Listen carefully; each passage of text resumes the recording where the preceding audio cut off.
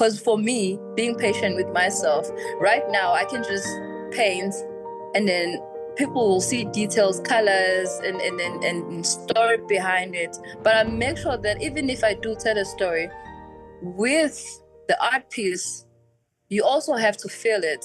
See the amount of work, see the passion in it. For me, it doesn't matter how big or small I can go, as long as I spend time on it. And then when I look at it, I'm like, I see my last breath in that.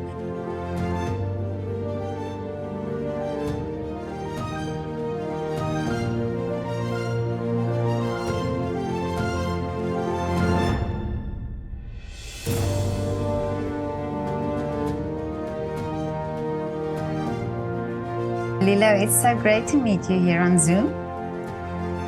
Thank you very much. Finally, nice to meet you. Yeah, I'm so glad that Matt Hockerty told me about you, and I saw your beautiful work on Instagram. I haven't seen it in real life, but it's so beautiful what you're doing. Thank you very much. Thank you. So how did you get involved in the Howick project? With Matt? Yeah.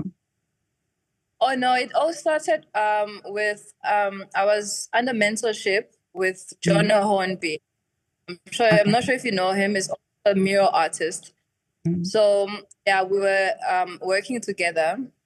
I was just helping them with the murals around Midlands, and then the great opportunity presented itself. And then yeah, I just grabbed it, and then we all went in because I was also part of the Midlands artist. So it was easy for me to be part of it, and also being recognized by others. That was amazing. Yeah, because you're originally from Pietermaritzburg.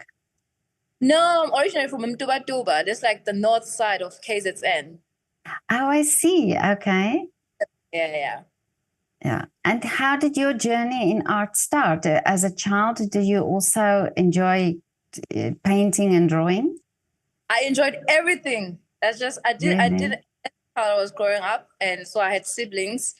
So we were just spending a lot of time together indoors. So we got more time to be creative around our spaces. So everything that we saw, we felt like it just needed some touch there and there. Even from starting from watching a lot of animation, because you could like with the animation. Yeah, for me it was fascinating. I was because I wasn't like really, my mind wasn't really developed that much in like in art and knowing what was happening.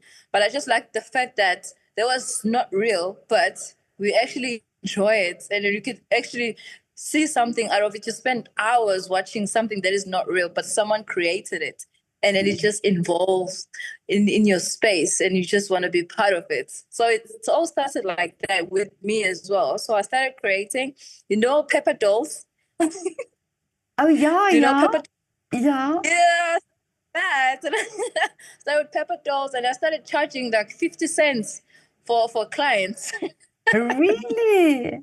Oh Yes. wow. So cool. Oh, but When you, yeah, and so you made the dolls and with the clothes and everything for people. yeah, I mean, like with the clothes, you have to pay extra. So I can you're a just good give businesswoman as well. Yeah, I just give you a character, and then for me, but there was something that I wasn't really aware of. For me, it just felt so normal. I'm like, okay, if I can do this, and then someone appreciate that, I might as well just give it to them. And then looking at it, I'm like, maybe I can get something out of this. Yeah. But yeah, it's just something that I grew up with, and something that I've lived with it. And it carried me so far. And I've been honest with my talent. I've been loyal to it, because I started from high school. Ever since, from primary to high school to tertiary, and now. Well, so interesting that you said from school already. So did you get the opportunity in school to do art? Luckily, our high school did have visual arts. And then for us, it was something that was not, we were more familiar with craft because we're from the rural areas. So like we have a lot of tourists. So we're already familiar with like creation in that space. But with me, it was always something that I just wanted to try out. Like I've grown up with it. So I wanted to see how far it can take me. And also with my environment, with the fine art, it's something that is not that appreciated. It just felt like it's something that like a rich people can do, or you have to go overseas so that you can make a living out of it.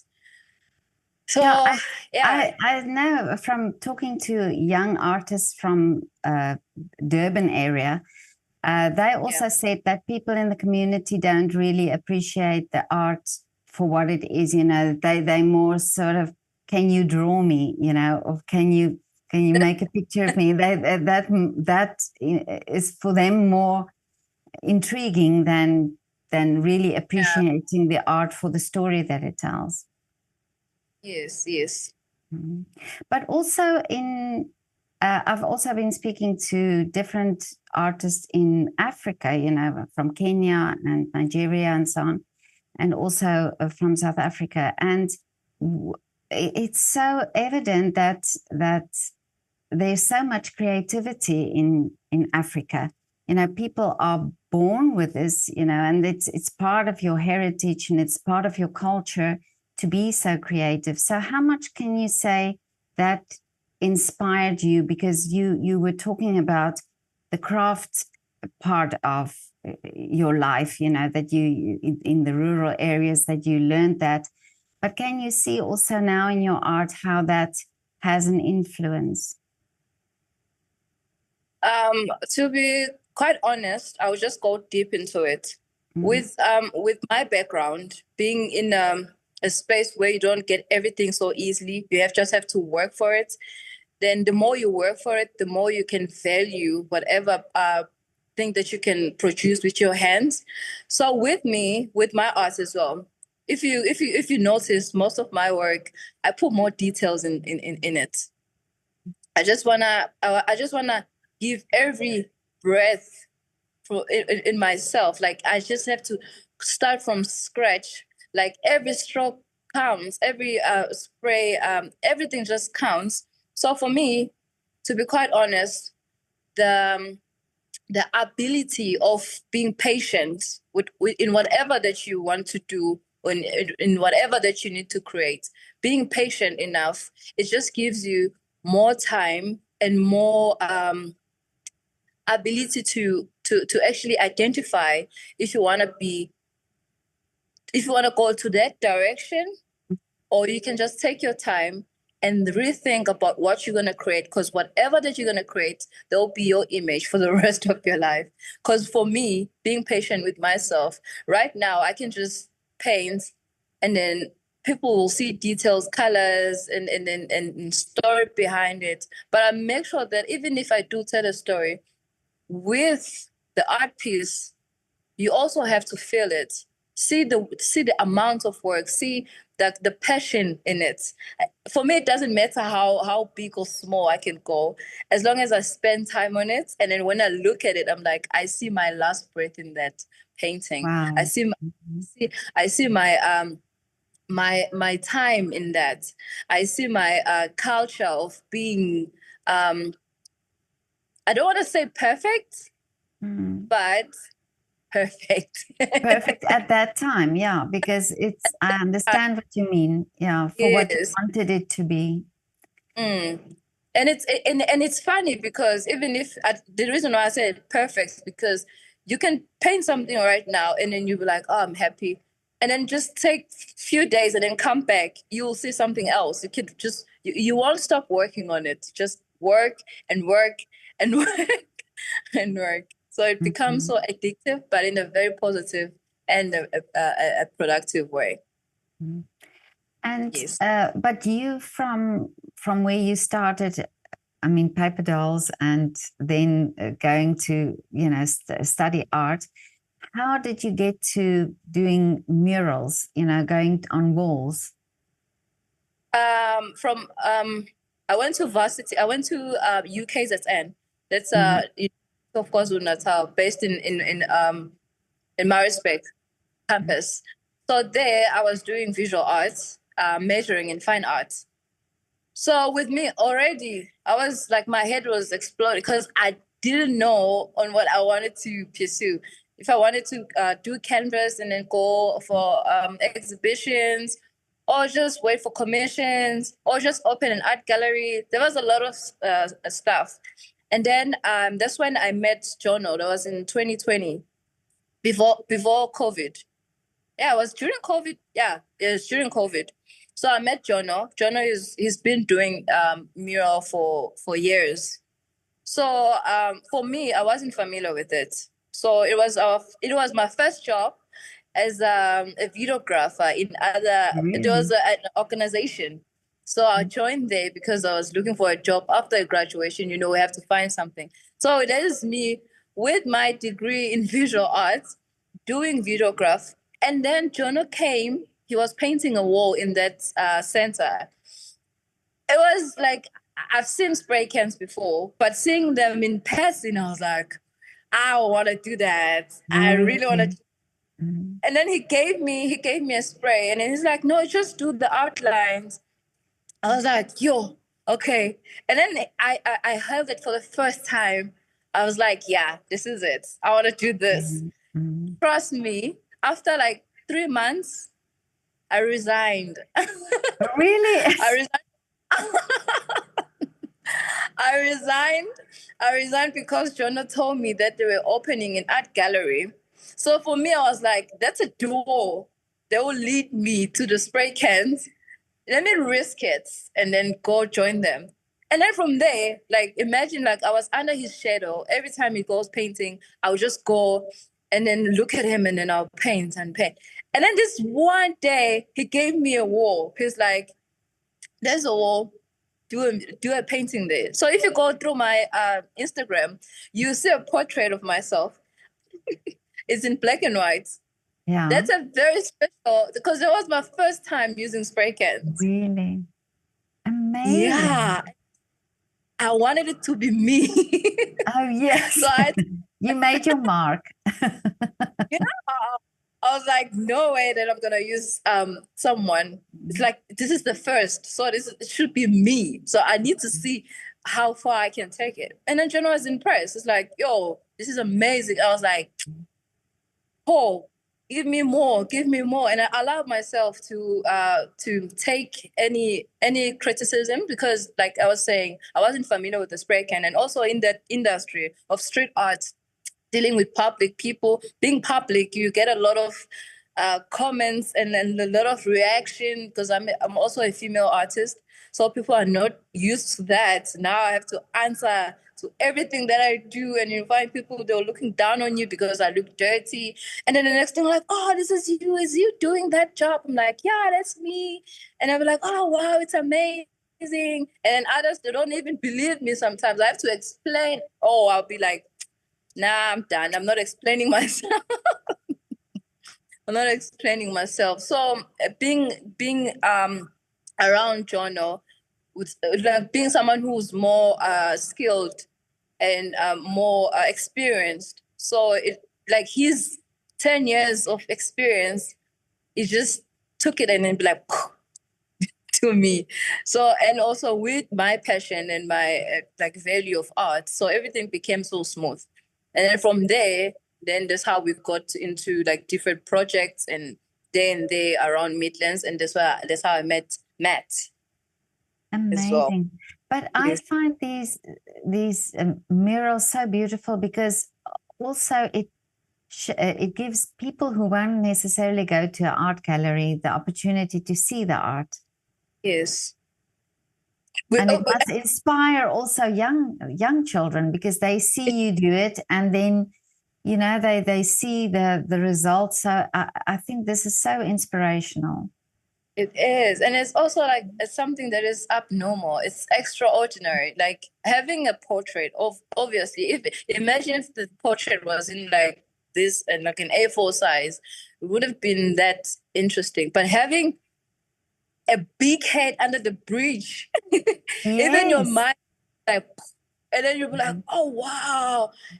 Just take a picture of it and then look at it through your phone. You'll be like, oh, this is like a normal. Just go there, but go there, feel it, get close to it, see everything, see every stroke, everything, and then you'll be like, oh, this is beautiful. Like street art is beautiful. I've seen a lot of huge buildings with nice, simple portrait, but the fact that it's big, oh wow! Because Exactly.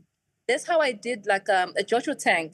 Absurd because no one is expecting to see a fish can by their house, but it's something that you're familiar with. But now the fact Yeah. that it's abnormal is absurd, and then now your mind wants to be involved in knowing what's happening there. Why is it so big? Why I've never seen anything like that. You've seen a can, but now it's big. I've created something and now you're thinking it's evolving around it. Yeah.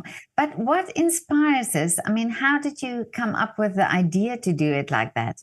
You know, take for instance this fish can. How did you? What made you think of it to do it there? Or if you take a wall, for instance, what inspires a specific picture on that wall? For that one, it was just, to be quite honest, it's just the absurd arts. Like, what can you think of something that is not normal? What can you, Okay. the shape of the can and the shape of the JoJo, it is something that is like, it's almost the same, but different sizes, different perspective. But it's still a container. But then also we just want the normal. How about we shift from the normal into something that is not normal? And now we're talking about it because why? It's not normal. And then that's how I feel like that's the point of art for me. So just think of anything else because I wanted to do like a huge mural of an ant. Oh, And then in 3D, imagine an ant under the bridge, no, not even the bridge, on the petrol station. yeah, because you wouldn't think of that. Yeah. Exactly, but they're like if you get close to that building, I'm sure there's ants everywhere. But now I'm like, how about we make it big? Who said they can't go big? If they can't go big, I'll take them big. Why You'll not? help them. They are a big problem sometimes. So it's true if you make them big. Even like the Jojo, like the like the fish can. It's a fish can. You have it in your household. Everybody does. So why are you surprised now that it's by your house? So you have a great sense of humor, really. I'll also think of something else, but I'll just keep on adding and adding. Yeah. For something else, I'll do it. But do you sort of smile while you're doing it? Do you sort of think of, I wonder what the reaction will be if people see this? I do. It's just that, and also with this fish tank, Jono was like, "How about we do a fish tank?" For me, I laughed because I was like, "Yo, how am I gonna do it?" Like it's thinking of this surface. I've never seen that before. How am I gonna get this perfect? And I was like, I'll figure it out. And I did. I figured it out. I did. And it took me like, I don't know, a month to paint it was fine. But to get the right image, everything, like a straight proportion, everything. Even like, because I even did like the barcode, everything. You can even scan the thing. Scan it Really?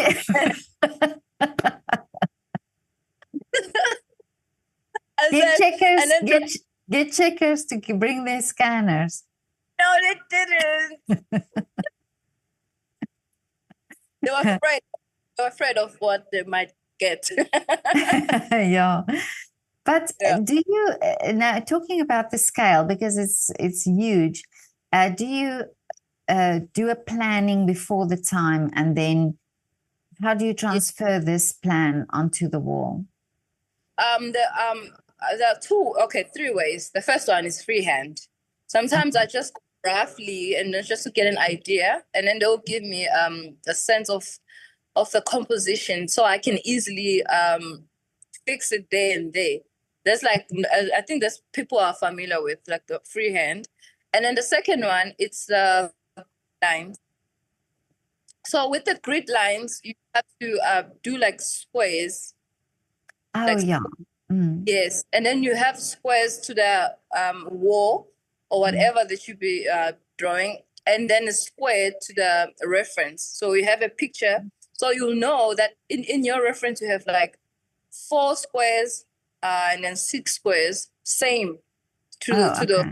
Mm. and then you know on the square one you have a nose, and then on the second square in that corner you're starting an eye. So it just gives you a guide to whatever. And then there's this one called doodle grids.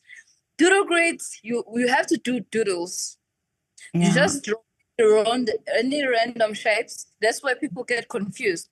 With doodle grids, it's so perfect. I mean, like it's productive because you can go as big as you want, as long as you can be able to capture the doodle grid that you did to that wall, and then merge it with the reference.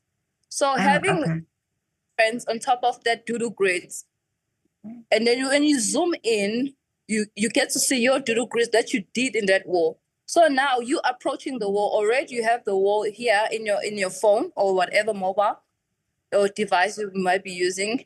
So you already have that wall with your doodle grids and with the outlines of the image of your reference. Okay. So now people will be like, "Oh, why are you drawing signs? There are no signs. You just draw anything.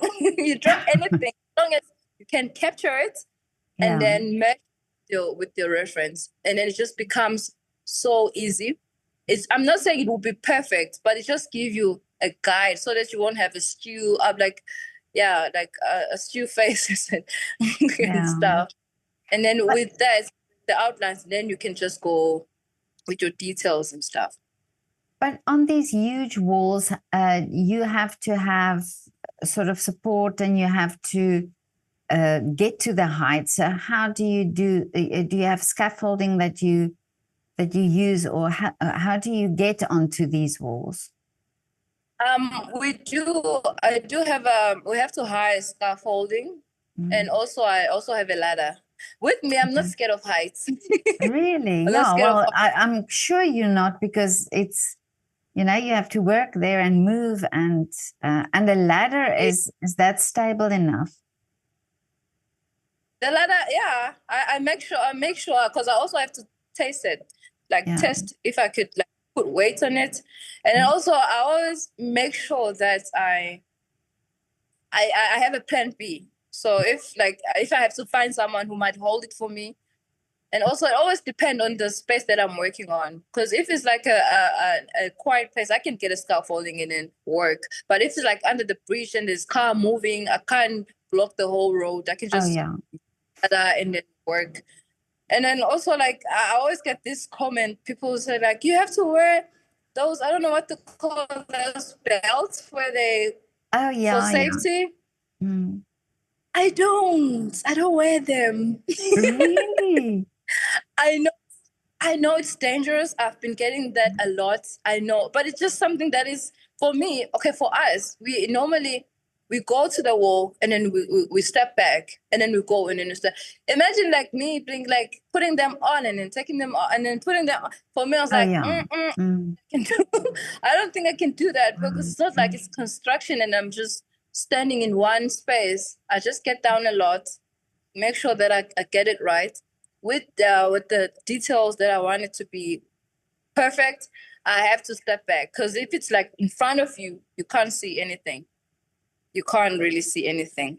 Well, I suppose because you're not also scared of the heights, it's you just carry on and you just do it, and for somehow you balance yourself then. Yeah, and then also I play music, and also Okay. don't even. I mean, like, okay, I might be scared of heights, but I don't think about it too much. Okay. I will tell myself that there is no way that this scaffolding will fall now that I'm I'm on it. I'm like, no, it's just me. I'm up here. I'm already up here. Just play music, work, get down, get the job done, be happy. Because if I'm not happy, I'll never finish it. But also the scale of these paintings, and you have to use spray paint for it. But how do you get your funding? Because it must, it must be quite a expense to do such a huge wall. Mostly it's like commissions. So yeah, when someone wants like a mural, they have to pay like a certain percentage of it, like a deposit, so that I can get paint. Because it's like, and also we don't have them here in KZN, so you have to order them from Cape Town or Joburg. So they take like time, and also they're quite expensive as well, because it's like proper quality. So we always go for the best. And then, yeah, so that's why the prices are also the best costing. Yes. And how many, on average, how many spray cans for a huge mural do you use? Picture this.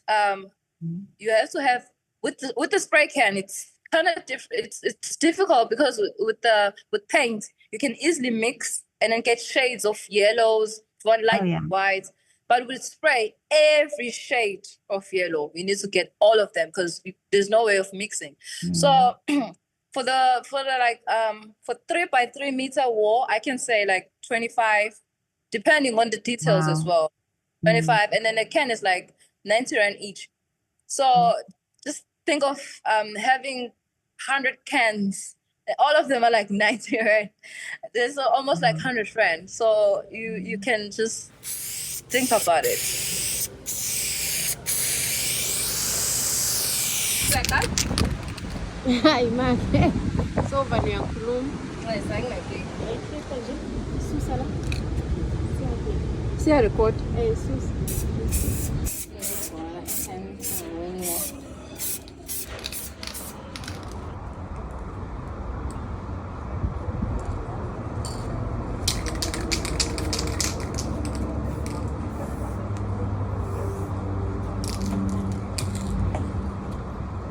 And you have to, so you plan your painting and then take that amount of cans with you, or because you can't have all the cans with you. I've made my life so easy. So if I'm about to do your painting, I'll use your address for them to deliver it to your place. So that I won't have. I see. Okay. Yeah. So know that I will work. If I have leftovers, then I'll know that I have this one to take. And then all the empties, you can just get rid of them. Okay. So you know the business already. Yeah. Trial and error. Oh man. So I'm approaching my 5th year now doing my 5th year doing murals. And in South Africa, is this now sort of a trend? Because I see in Howick also, it's, towns that start to sort of clean up and make the towns beautiful and get tourists to come and visit these towns. So are there more towns open for these murals?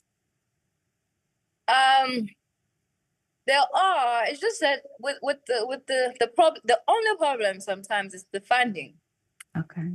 Because sometimes because I wanted to do one for my town, from Mtuba. Imagine there's no mural in my town where I'm from.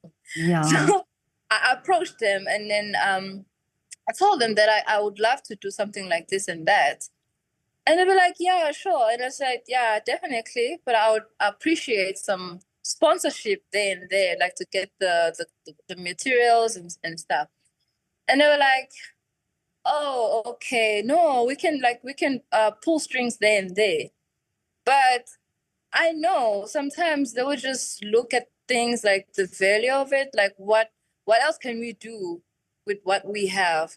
Do we really, really need that art, or we just thinking it's the best idea because we've seen it somewhere before? So there's those are like challenges. The people love it, some, but they can't really afford it. And do you think if the young generation young people now, if they do more art, if they get exposed to more art, that they would have a different value of the art. So, for instance, sometimes we don't see an artist working, artists work in a studio. So you sometimes work on his own, and then you see the artwork in the art gallery, but people can actually see you do the work. Do you think people would be more appreciative, and that they would understand more the value of what you are doing if more children, for example, get exposed to it? I think so too, but it also has to have like a foundation when it comes to art. Like art is like your lifestyle, so it's kind of sad sometimes to find people that they want to do art because they want to be rich or they want to have money. So there's no love for it, but you can do it. So now they'll use that as they'll give them I don't know how to say it. Okay, but if having young people who really loves art and then who are willing to do it for free, and then be honest with themselves that this is what they want to do, not because their parents said, no, I just saw Lelo painting a mural there and then she's doing like 150K a month. I was thinking now that because I've seen you drawing Spider-Man there and there, how about you also go paint there? And then receiving those kind of people, they will approach you in the sense that they want to make money. And then now me like pouring my knowledge to them. It takes time, firstly. It takes time. So you can't be expecting to be making thousands and we just met. I'm just introducing to something. I'm just introducing you to something that you want to learn. But also keep in mind that I am giving you something. Are you willing to take it? Are you willing to take it like openly? Being openly, it's to allow yourself to empty your cup for me to feel something. So don't come to me and be like, yeah, like they know me. I'm the best. So whatever that I'm gonna pour to you, you already told yourself that your cup is full. So you will say, no, this thing is not working. No, this thing doesn't work. No, just be loyal to yourself. Do you love art, or you wanna do art, or art is just art and you can do it? Yeah, and also, like you said, you started at a very young age, and it was a long time and a lot of work and a lot of studying before you got to where you are now. And I think sometimes people don't understand that the path of the artist is such a long path. It's not suddenly, like you say, you drew something and then the next day, you were doing murals.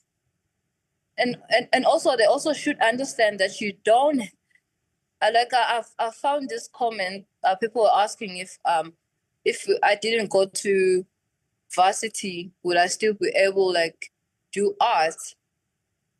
You don't need to have a qualification. There are like self-taught artists out there who are actually doing big. Why? Because they've put time to it. Like they have remember when I was saying like putting so much time and then you get to get the value of whatever that you're producing. So for them to it took them 10 years for us to even know about them, but they've been doing it and they've been loyal to their passion. So you can't just expect everything to just in just a few months and be like, but I can draw. Yeah, everybody can draw. But what is it about you exactly? What is it about you? What makes you you? No, that's so true. Yes. But Lelo, tell me, what are the wishes for you for the future, or what is the big dream? You must have big dreams because your paintings are so big. Oh wow. Thank you. I just wish that we don't lose the culture of creating, and when you don't get too comfortable with this AI system that is taking over. I mean, like for us creative, now I've seen that you can now, there's an AI that can actually design the whole mural for you. Really? And then now I'm scared. I'm like, oh, we're going to lose it. We're going to lose that touch. We're starting from, like, you remember when you were baking years ago? Now you just buy the mixture of it. Yeah. Now you don't have you remember when I said put your last breath in it? So now everything is just there, and then you just grab, and then like I just wish and pray that we don't lose the culture of creating and the culture of like the value of art, the value of understanding the different world of where you had to create something that's something that is raw, not just these apps that is just it's stressing me. But I have so much confidence in people because I think we can taste a box cake. If somebody baked a box cake instead of baking a real cake. So I'm sure we're going to see the difference between real art and AI art. I'm sure. And also with that box cake, we have to whoever they will be baking a real cake, they need to make sure that they bake the real cake, because if you're baking a cake and then we have the option of a box cake and a real cake, and the real cake is not doing very much well, obviously we ended up going for the box cake, because now the real cake is like, now I'm just, because I'm the only one left. No, just give it your best. Convince us that we still have the real cake. Produce. Just give us eyes. We wanna learn more. But what's the point of having an AI and then whoever can just do it? Yeah. Everybody's an artist. You can just type. Yeah. And it's mural. I want a mural for a school. Yeah, sure. Boom. And then you go to the wall, project, everything is just scanned, and then that's it. There are no doodle grids anymore. There's no time, value. Feel everything, every mistake, everything. The perfection. Oh, that eye looks so good. Look at that tone. There's something off with her nose. That lighting is not doing it. After that, trust me, looking at that art, you think of all those moments. Like, I've created that. I remember when I was doing that nose, that was my last breath. And I can proudly say I did that. I can put your signature there, and then you be quiet. And everybody will read about you. Everybody will know about you. Like today, I'm talking to you. Yeah, no, but that's true. And it's like, I think I think because of all this AI business, I think we are all realizing how important is authenticity and how important are we, as people, and what we bring is something completely different. And I'm totally for the real cake and not the box cake, and I'm totally for the real art and the real artist and not the AI artist. Thank you. Yeah, definitely. But congratulations with the amazing work you're doing. I hope that one day I can go and stand and next to one of your murals and see the huge scale that it is. I mean, it's beautiful to see it on. Luckily, we have Instagram. Luckily we have social media that we can see it from across the world. But amazing work that you're doing, and and keep on inspiring communities and young people and people that can, cities and towns in South Africa where your beautiful, colorful work can be seen. Thank you very much. Thank you. We really appreciate that. It's a great pleasure.